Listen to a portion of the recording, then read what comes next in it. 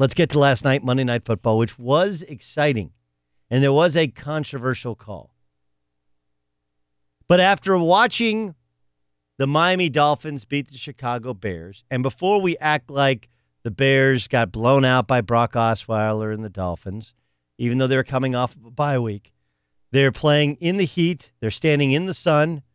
Jordan Howard drops the ball at the 1 foot line in the first half, and Cody Parkey misses a game-winning field goal in overtime. Otherwise, the Bears are sitting there at 4-1 and sitting pretty. But the fact is that with the exception of one or two plays, Khalil Mack was rendered relatively ineffective against the Miami Dolphins. They chipped him some, but not a ton. They got rid of it quick. They ran the ball on first down. They got it to third and manageable. Adam Gase did a magnificent job of preparing for a terrific pass rush. And between that and the fact that it was hot and the fact that when he got matched up with Laremy Tunsil did an outstanding job. So did the other side. The Miami Dolphins managed to deal and beat Khalil Mack. And then you watched last night. If you wanted to tell me that a running back or a wide receiver or a defensive end has the value anywhere near of a quarterback, that's cool, but I'm going to cease to listen to you in terms of understanding values. Have the real estate discussion with a friend. If they try and talk about, no, you don't understand, man, this is an up-and-coming neighborhood.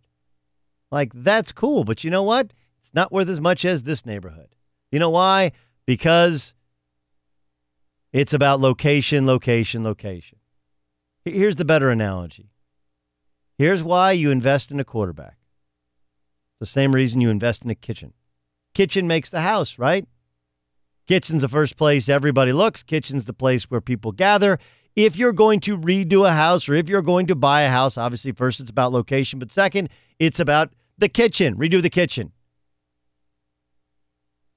You can redo bathrooms. You spend at least 5 minutes of your day in a bathroom.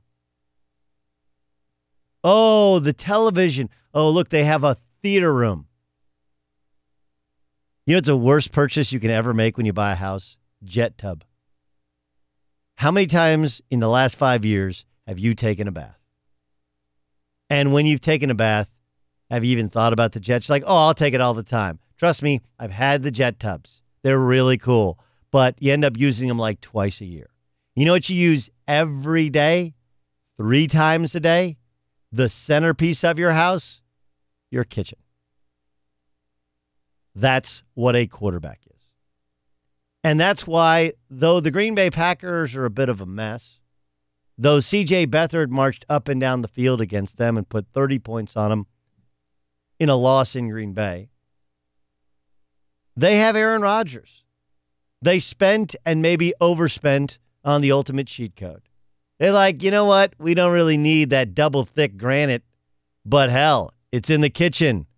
We don't really need custom cabinets, but hell, it's in the kitchen. Aaron Rodgers, whom I've told you time and again, is the best I've ever seen play the position. No, he's not the most successful. That's Tom Brady, who also is terrific. But the juxtaposition of watching Rodgers and watching Brady over the past 2 nights, and yes, Brady got the win against Kansas City, and Rodgers got the win against San Francisco. Kansas City far more game than San Francisco, but Brady's surrounded by a much better allotment of talent and much better coaching on the defensive side of the ball. There's a reason quarterbacks are worth more. There's a reason that the NFL wants them to remain upright. There's a reason that they're calling every penalty they can on the defense when possible, because the games are more watchable, they're more fun, and the teams are just better. And oh yeah, by the way, we've all spent all that money on the kitchen. You might as well go out and go to the good steak place instead of going down the street and getting something that still has marks where the jockey was hitting it. I look around the NFC, which has been wildly disappointing. We walked into the season thinking, oh, man, look at how loaded the NFC is. Eagles looking like a dynasty, right? The Eagles, Rams, Oh, the NFC East also had the Giants and the Cowboys. The NFC South, the Atlanta Falcons and the Saints and the Carolina Panthers. And here's all you have to know about how good Aaron Rodgers is. They're playing any of those teams I mentioned outside, and the Vikings. They're playing any of those teams outside of the Rams who I mentioned. And are you picking against Aaron Rodgers? That's how good he is. That's how important the quarterback is. That's how much the game skews to that position.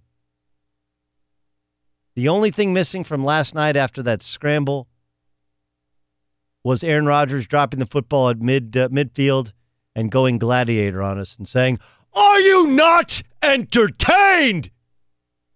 Are you not entertained?" So you can tell me about Brady and the jewelry. He's terrific, and he's playing now into NFL senior citizen range, and I'm not trying to take anything away from Brady. I grew up watching Joe Montana thinking there would never be anything like it.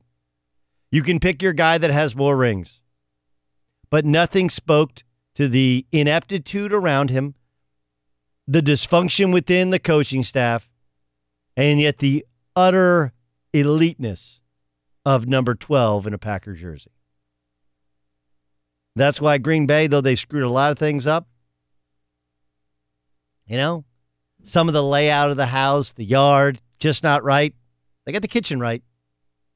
And against any of those other NFC teams, you're probably going to take Rodgers.